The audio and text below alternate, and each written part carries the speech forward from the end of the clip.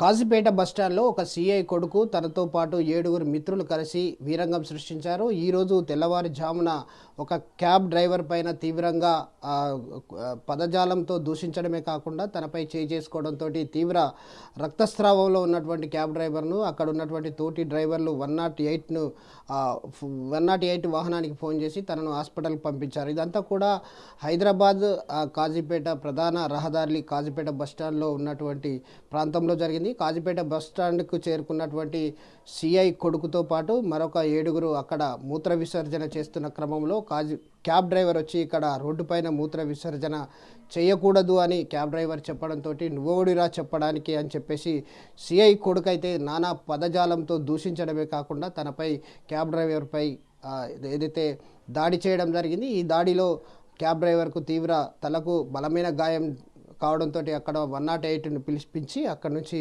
ఆ తోటి డ్రైవర్లంతా హాస్పిటల్ పంపించిన పరిస్థితి. ముఖ్యంగా అక్కడ ఉన్నటువంటి అంతేకాకుండా 3 ఏదైతే వాహనాలకు సంబంధించి అద్దాలను కూడా ధ్వంసం చేయడం జరిగింది. కాజీపేటకు చెందినటువంటి పోలీసులకు కూడా అక్కడికి రావడం చేత వాళ్ళను కూడా తీవ్ర పదజాలంతో దూషించినట్టయితే తెలుస్తూ ఉంది. ముఖ్యంగా ఇదంతా కూడా ఈరోజు ఉదయం తెల్లవారుజామున ఈ సంఘటన జరిగింది. దీనికి సంబంధించి ఏదైతే సిఐ కొడుకుతో పాటు మరొక కొంతమంది 6గురు ఫ్రెండ్స్ అయితే ఉన్నారో అందులో ఒక మహిళ ఉండడం విశేషం.